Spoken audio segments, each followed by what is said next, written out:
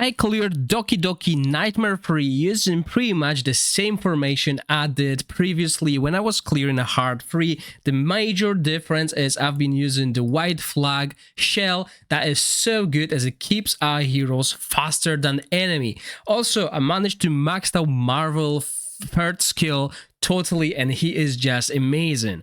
The team is pretty free-to-play friendly. If you can pick real Mocha from the selection box. The only thing you can't really pick is Freya. However, if you don't have Freya, you can usually easily go for Grey. Make sure you build him with enough effect accuracy and crit rate to proc defense down. Another thing, if you don't have Linglu yet, you can go with Sanya. Sanya works really well as well. I love Freya. I've been using Freya here a lot, but the main MVPs here are Kraken, who can crowd control the whole enemy team with his third skill, and Marvel, who can slow down enemies. The fight is pretty simple. It's clean. It takes a while because we only run in one damage dealer here. If you have Tiamat, you can put Tiamat in, but enemies don't do that much damage. We control them and we slow them down constantly. We will use real Mocha to basically burst them. She is not quite there yet. She can't one-shot the enemies. She does, however, have maxed out skill as well. So her third skill is maxed out. I've put all my eggs into Real Mocha's basket as she's been carrying me over. The strategy here is pretty simple. In this dungeon, you want to bring crowd control to mitigate the damage reduction that the enemies have, and you want to apply slowdowns as well as much as possible to mitigate damage, because if enemy can't hit you, the damage is not done. So that's what we do here. We have AoE heal as well. Basanya, who is a single target heal with a revive, works well as well.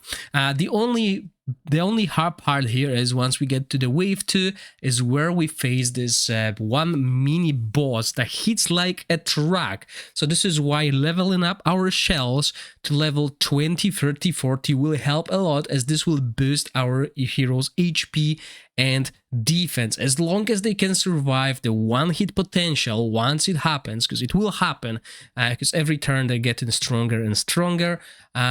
Once you mitigate that burst, you will be able to go through these stages easily. I'm also very close clearing Hell 1 using the same formation. What I'm missing is basically a little bit more survival, as that's where it is at the moment. If I bring in Tiamat instead of one of these supports, I could do it probably, but I'll need to build Tiamat tanky as well. She's not as invested as Marvel, who I believe is one of the strongest SR anima in the game. And Kraken is also very powerful. If you don't have Kraken, you can bring other crowd control SRs, or even some legendary heroes that you can find on the Pridwin tier list. But this team works for me. This team is something I invested into. And next goal to clear through the hell level is basically making sure my team can survive, and also getting Real Mocha to 6-star. I believe once I have that, this team will work well. I don't see any kind of improvements I could do at the moment. I'm also farming a new shell dungeon where I can get this top tier shells that will help me pass through these stages as well.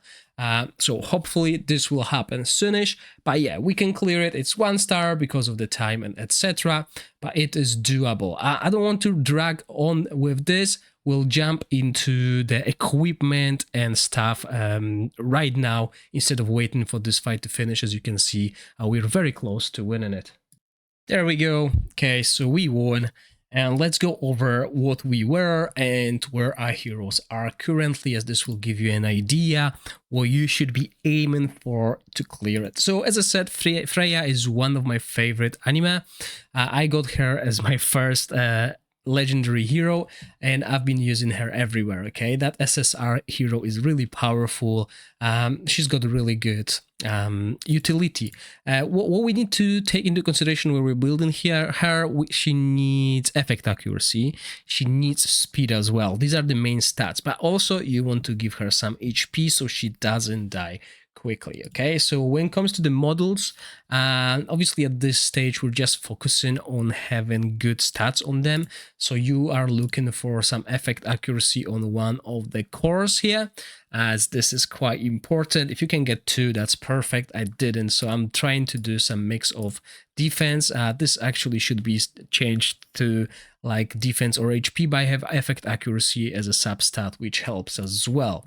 When it comes to the matrix, we want to go for Swift Rush and Bramble, or even the willingness that will boost our HP at this stage. We will change that later on. I didn't max her skills. I didn't put anything in the skills really. I'm just getting those passive bonuses that are really helpful, and we were gonna use Black Flag. So at this point you should be farming Fabian Dungeon and you should be aiming for this shell, as it is just amazing. Okay, it gives you speed up, and speed is what makes this game so easy. Kraken, once again, as I said, he is very powerful anima. Probably underrated a little bit, but in this dungeon he is just so good. He's got freeze on his 3rd skill, he goes deep freeze on his 2nd skill, and he also decreases the defense of the enemies on his normal skill. So again, we need to build him with effect accuracy to ensure we do crit, we do actually apply this, and we want swift on him as well, and a little bit of defense in any kind. But as you can see, I can't quite get the right sets as I'm missing this chorus here. When it comes to prowess, again, you could go for maxing skill 3 if you have resources available, but I've been saving them for someone else that want to test. And then we go here, and again, Black Flag, you should have Black Flag on pretty much every support you are using, as this is the best at this level before you open the next dungeon, Nika. Then we have our main damage dealer, which is Real Mocha. So Real Mocha does amazing damage here thanks to her 3rd skill that does single damage in AoE plus also stuns. So we could sacrifice a little bit of damage and go for the accuracy to ensure we have that. So if you have bad core, or you can get accuracy on your sub rolls, that will work as well. But this desert time as well does a lot of damage. Okay, don't neglect that. And she can also apply speed down. So when it comes to the models, my models are rubbish, I'm not gonna lie. I should have something better here, but we're aiming for quite a lot of crit rate, just a little bit of effect accuracy, just to make sure we hit that. And basically, as much crit rate and crit damage we want to hit huge, we want to do a lot of power. And as you can see, maxed out skill 3, this just makes it easier. Okay, you can clear it with the lower level of the skills, but I believe DokiDoki is one of the most important dungeons in the game, so having someone who can do a lot of damage there is really good to have. And shell, as you can see, I'm using Twilight Knight. Black Flag is not bad. You can wear the same shell that everyone else does, but at this point I went with something like that to deal more damage, but it will be replaced eventually with the new shells that I'm farming right now. And the next one is obviously Marvel. As you can see, Marvel is 5 stars as well. His skill 3 is maxed out. It is just an amazing skill, and he's overall, I believe, one of the best utility SRs. My equipment is level 9. I might actually boost it to level 12 and put some mythic equipment, but again, we want effect accuracy on this course as a main stat to utilize that. We want to add some HP so he doesn't die, and focus on speed wherever we can. He doesn't need to deal damage as long as he applies these debuffs, and I've been really lucky in my latest summoning session. I got few copies of him, which helps because it grants us extra 12% effect accuracy. And then Black Flag, level 40. Very important on him. We want to have extra speed. We're also looking for a few other things here. This actually should be replaced with like speed as well. And the last one is one of the healers, depending on who you have access to. So Sanya is a really good healer as well. AoE heal, single heal, and also revive if someone falls.